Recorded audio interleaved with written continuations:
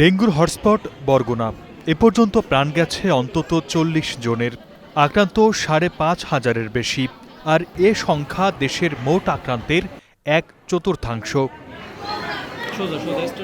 ২০২৪ সালে জেলাটিতে আক্রান্ত ২,৪২৯, মৃত্যু হয় ৪ জনের। তবে এবছর শুধু জুলাই মাসেই আক্রান্ত ২,০০০ ছুঁই। তাদের ১,৫০০ই ভর্তি বরগুনা জেনারেল হাসপাতালে।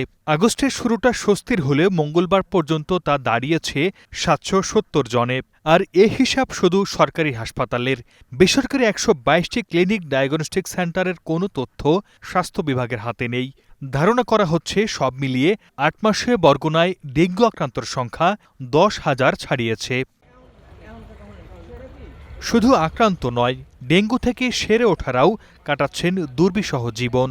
আর এ পরিস্থিতির জন্য সময়মতো ওষুধ না ছেটানো বলে অভিযোগ করছেন স্থানীয়রা। মশা যেভাবে বৃদ্ধি পেয়েছে ডেঙ্গু মশা, তখন যদি পৌর কর্তৃপক্ষ তারা সুন্দরভাবে কাজ করত, তাহলে আমার মনে হয় এভাবে মশা আবির্ভাব ঘটতো না। মশা নিধনে যদি সরকার শুধু শহর নয়, প্রত্যেকটি অঞ্চলে অঞ্চলে গিয়ে যদি তারা মশা নিধনে কাজ করতো, সেক্ষেত্রে হয়তোবা ডেঙ্গু আক্রান্তটা কমানো যেত। ডেঙ্গু নিয়ন্ত্রণের যে বিষয়গুলো, মশক নিধনের যে কার্যক্রম, সেটি আসলে যথোপযুক্তভাবে পরিচালনা করা প্রয়োজন। আমরা চাই যে সরকারের তরফ থেকে আমাদের ইউনিয়ন পর্যায়ে যেন ডেঙ্গুর নিষ্পত্তির জন্য যেটা দরকার আমাদের ইউনিয়নের ভালো হয়। এদিকে চলতি মাসেই পরিস্থিতি নিয়ন্ত্রণের আশা স্বাস্থ্য বিভাগের। তবে হাসপাতাল কর্তৃপক্ষ বলছে, উপজেলা সদরের কিছুটা স্বস্তি ফিরলেও আশপাশের এলাকায় বাড়ছে প্রকোপ। পৌরসভার মশক নিধন কার্যক্রম খুব জোরদার হয়।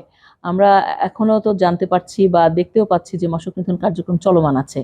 তো সেটা যদি জোরদারভাবে চালু থাকে, তাহলে আমরা আশা করতেই পারি যে সামনে আর পিক আসবে না, এটা দিয়েই হয়তো শেষ হবে।